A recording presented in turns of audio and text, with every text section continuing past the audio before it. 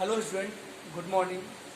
आज हम इकोनॉमिक्स में चैप्टर फर्स्ट जो the story of village Palanpur है, उसमें आज हम जो पढ़ने जा रहे हैं वो बाद में तो हम विल द लैंड सस्टेन पढ़ेंगे, लेकिन उससे पहले हम लोग लास्ट क्लास में पढ़ा था कि कैसे एक ही लैंड पे जो है हम एक से ज़्यादा फसल को उगा सकते हैं। तो हम लोगों ने लास्ट क्लास में ये बातें जानी थी कि मॉडर्न फार्मिंग एक मेथड है जिससे हम छोटे से लैंड पे ज़्यादा पैदावार कर सकते हैं। साथ ही साथ हमने और भी विधियों को जाना था जिसमें मल्टीपल क्रॉपिंग था, मिक्स्ड फार्मिंग था, जिसके तहत हम जो है एक ही फसल में एक से ज़्यादा फसल एक ही खेत पे एक से ज़्यादा फसल हम उगा सकते हैं। उसमें कुछ बातें रह गई थी, उन बातों को हम आज के क्लास में जानने का काम करेंगे। तो सबसे पहले कि जो मॉडर्न फार्मिंग जो मेथड किया गया, उस मॉडर्न फार्मिंग मेथड से हम लोगों ने जाना था कि मॉडर्न फार्मिंग मेथड में हम लोगों ने HYP सीड्स यूज किए थे। साथ ही साथ हम लोगों ने जो है इरिगेशन मेथड को जो था सुधारा था, उसका अल्टरनेटिव मेथड्स को हमने लिया था जहां हम लोग रेन पे डिपेंडेंट हुआ करते थे। इसके अलावा हम लोगों ने जो है पंपिंग सेट जो है के माध्यम से हम लोग जो है नहरों, तालाब, कुओं से हम लोग पानी अपने खेतों में पहुंचाने का काम किया करते थे। इन सब के अलावा जो है हम लोगों ने मॉडर्न टूल्स यूज किया, पंपिंग सेट हो, थ्रेसिंग से लेकर हो, ट्रैक्टर हो, हम लोगों ने केमिकल फर्टिलाइजर यूज किया। तो हम लोगों ने मॉडर्न फार्मिंग मेथड पढ़ा कि मॉडर्न फार्मिंग मेथड से जो है हमारी पैदावार पहले के मुकाबले बहुत ज्यादा बढ़ गई। तो यह कैसे बढ़ी, इसका आंकड़ा हम आपको बताते हैं कि आप देख सकते हैं कि जहां 1 हेक्टेयर में हम लोग जो पुरानी खेती की मेथड्स को यूज किया करते थे, उसके माध्यम से जहां 1 हेक्टेयर में 1300 केजी यानी 1300 ही केजी अनाज उत्पादन हुआ करता था, वहीं उसी खेत में 1 हेक्टेयर में जो है आपको 3200 केजी, लगभग जो है 2.5 गुना जो है आपको पैदावार बढ़ गई। यह बहुत ही बड़ी बात है और इन सब चीजों को करने का श्रेय, यानी कहा जाए कि पैदावार बढ़ाने का श्रेय जो है MS स्वामीनाथन के द्वारा जो ग्रीन रेवोल्यूशन लाया गया उनको दिया जाता है, उनको क्रेडिट दिया जाता है कि उन्होंने ही यह टेक्निक, यह विधि हमारे भारतीय किसानों को बताई, जिसके वजह से हमारी जो खेतों की उपज थी उसको बढ़ाई जा सके। हम लोग जो था कुछ आंकड़ों की बातें पढ़ने का काम करेंगे, जिसमें सबसे पहला टेबल 1.1 देखेंगे, cultivated area over the year, यानी हाल के सालों में जो कल्टीवेटेड एरिया है हमारा कैसे बढ़ा है। ठीक है, कल्टीवेट एरिया का मतलब हुआ, मान लीजिए कोई लैंड है, हमारे यहाँ लैंड जो है बहुत ज्यादा है, लेकिन हम लोग जो है सारे लैंड पे खेती नहीं करते, इसके 50% या 75% जो एरिया है वही 75% एरिया पे खेती करते हैं। इसका मतलब कहीं ना कहीं जो बाकी जो लैंड है वो या तो माउंटेन में है या बैरन लैंड है या जो एक तरह से कहे कि वो डिजर्ट एरिया है, मतलब बहुत सारे अन्य चीजों की वजह से हम वहाँ खेती करने में संभव नहीं है। तो हम लोगों ने कैसे कल्टिवेटेड एरियाज को बढ़ाया है अपने टेक्निक से, अपने माइंड से, अपने मेहनत से, उन चीजों को जानने का काम करेंगे। तो देख रहे हैं कल्टिवेटेड एरिया जो मिलियन हेक्टेयर में बता रहा है, तो ये 1950 में जो था वो 120 मिलियन हेक्टेयर था, वही 1960 में ये 130 मिलियन हेक्टेयर हुई, यानी 10 मिलियन हेक्टेयर की बढ़ोतरी हुई। हम लोगों ने अलग अलग विधियों से, हम लोगों ने अलग तरीकों से जो कल्टिवेटेड एरियाज थे उसको बढ़ाने का काम किया। फिर हम लोग 1970s में जो देख रहे हैं कि 140 मिलियन हेक्टेयर जो है हम लोग का टोटल कल्टिवेटेड एरिया था। ये इंडिया की बात किया जा रहा है खासकर। और 1970 के बाद से लगातार देख रहे हैं 2010-11 तक 140 मिलियन हेक्टेयर पे हम लोग खेती करने का काम करते हैं, जिसमें हम लोग अलग अलग फसल उगाने का काम करते हैं। ये पूरा जो है आपको कल्टिवेटेड एरिया की बात की जा रही है जो इंडिया रीजन में आता है। ये जो सोर्स लिया गया है वो आप देख रहे हैं इकोनॉमिक सर्वे 2013-14 से लिया गया है। अब हम जो उत्पादन हुए उस खेत में उन बातों को जानने और समझने का काम करते हैं। तो आप देख रहे हैं कि एक दूसरा आंकड़ा है जो टेबल 1.2 है, ये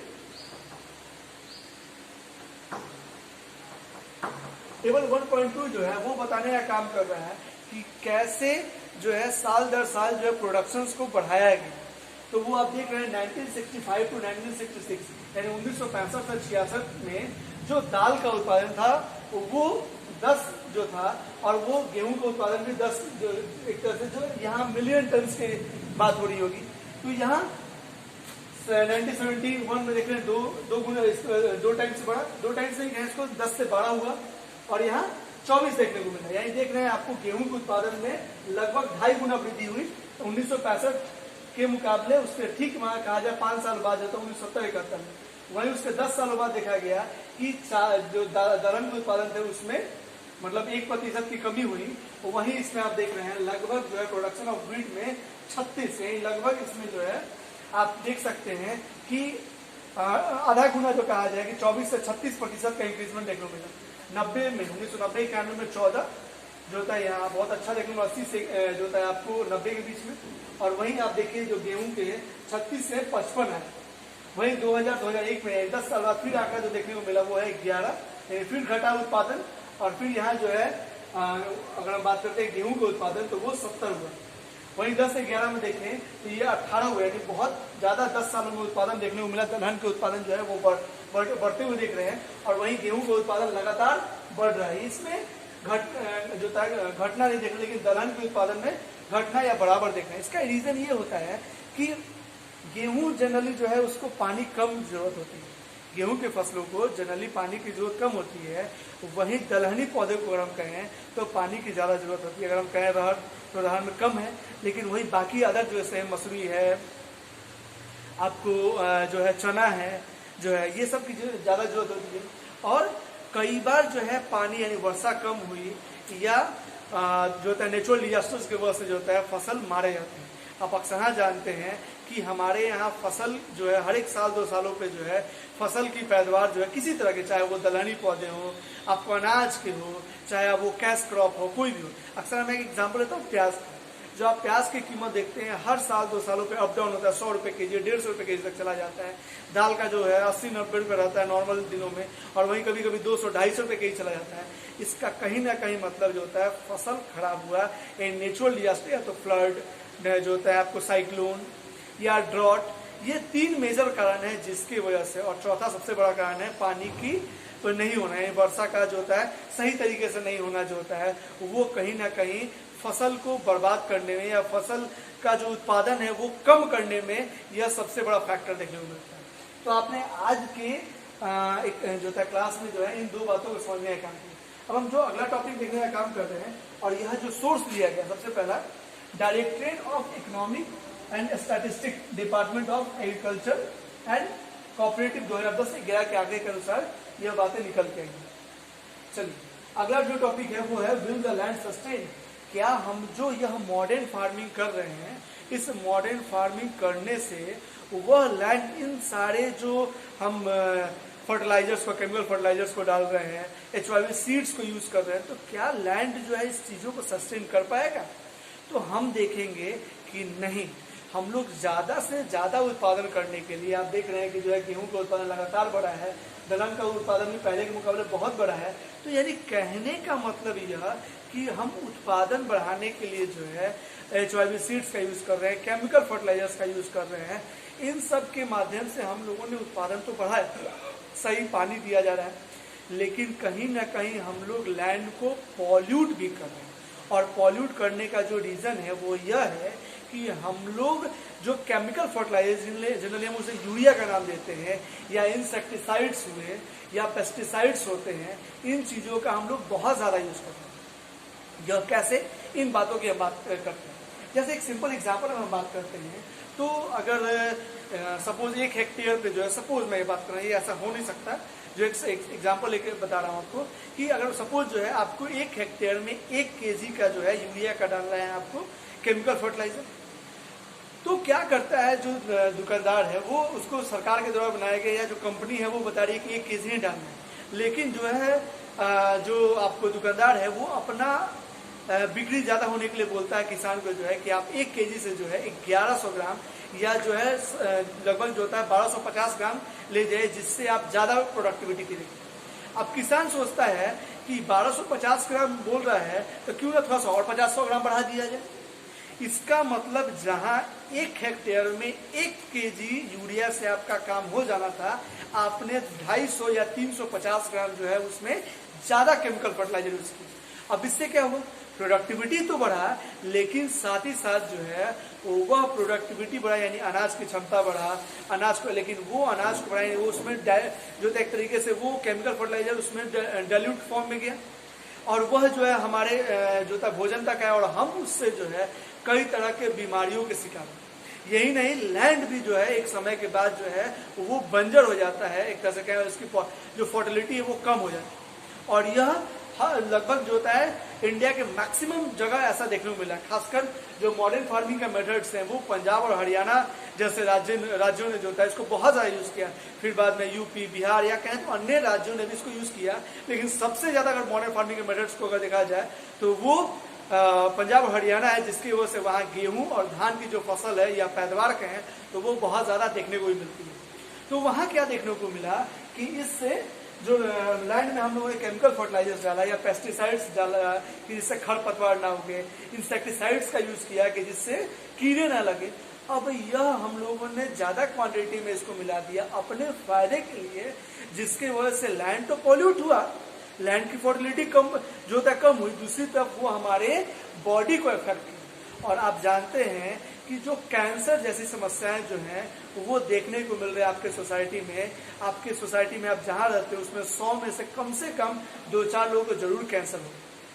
यह जो होता है आपको पंजाब रीजन में सबसे ज्यादा देखने को मिला, जहां एक ट्रेन जो होता है पंजाब से आपको दिल्ली जाती है। दिल्ली जानते हैं पूरे इंडिया का एक बड़ा हॉस्पिटल एम्स के नाम से जाना जाता है, तो वो एम्स है, वहाँ एम्स में लोग इलाज कराए जाते हैं। और उस ट्रेन का नाम है कैंसर ट्रेन।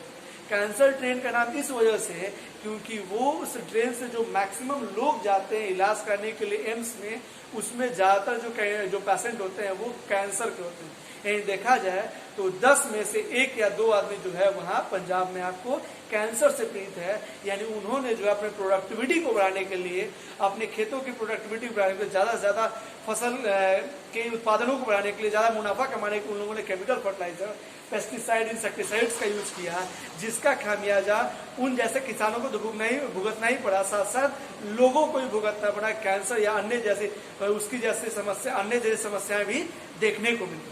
यानी कुल मिला के हमारा कहने का मतलब है कि हम लैंड में फर्टिलिटी को बढ़ाएं, लेकिन जो क्वांटिटी जो है सेंट्रल गवर्नमेंट के द्वारा या जो भी बड़े ऑर्गेनाइजेशन है, जो एक कहें कि ऑथराइज जो ऑर्गेनाइजेशन, उनके द्वारा जो बातें बताई गई हैं उसको हम माने, उससे खिलवाड़ ना करें। लेकिन हम कहीं भी उसके आंकड़े को हम गलत तरीके से हम यूज करेंगे कि अगर 1 केजी यूज करना है, आप उसको जो होता है 1.5 किलो यूज कर रहे हैं या 1250 ग्राम यूज कर रहे हैं, तो वो कहीं ना कहीं वो हमारे इफेक्ट करेगा। तो आज के क्लास में हमें यह जानना है कि हम केमिकल फर्टिलाइजर का यूज करें, लेकिन जितना हो सके कम से कम।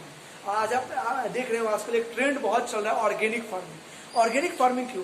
क्योंकि इस केमिकल फर्टिलाइजर से कहीं ना कहीं जो है यह हमारे बॉडी को अफेक्ट कर रहा है। ना सिर्फ ना कैंसर हो रहा है, बल्कि अन्य दूसरी बीमारियां भी हमारे यहाँ देखने को मिल रही है हमारे बॉडी में।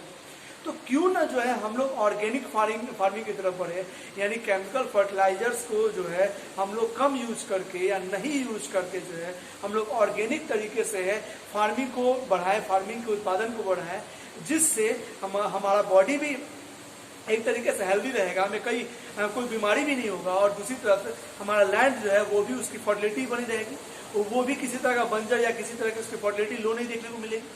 तो आज का यह जो टॉपिक है विल द लैंड सस्टेन में हम लोगों ने जाना कि लैंड में हम लोग फर्टिलिटी बढ़ाने के लिए केमिकल फर्टिलाइजर्स का जो यूज कर रहे हैं या और जो मेथड्स है उसका यूज कर रहे हैं, उसको हम लोग लिमिटेड वे में करना है, ना कि एकदम अनलिमिटेड मैनर में करना है। जितना ज्यादा हमें प्रोडक्शन बढ़ाना है तो उतना ज्यादा हम जो है आपको जो है केमिकल फर्टिलाइजर यूज करें, पेस्टिसाइड इंसेक्टिसाइड का यूज करें, ऐसा बिल्कुल नहीं करना। तो आज के क्लास में आपने पढ़ा कि कैसे मॉडर्न फार्मिंग मेथड से हम लोगों ने उत्पादन बढ़ाया। 1 हेक्टेयर में जहाँ 1300 केजी हुआ करता था वो बढ़ के 3200 केजी अनाज हुआ। फिर आपने ये आगे जाना कल्टीवेटेड एरिया को हम लोगों ने कैसे बढ़ाया। फिर आपने कहा कि जो हम लोग पल्सेस या व्हीट के जो प्लांट्स हैं उनके जो उत्पादन है उसको हम लोगों ने कैसे बढ़ाया। कुल मिला के आज हम लोगों ने बहुत सारी बातों को जाना। इससे संबंधित अगर आपको कोई डाउट है तो आप कमेंट सेक्शन में पूछ सकते हैं।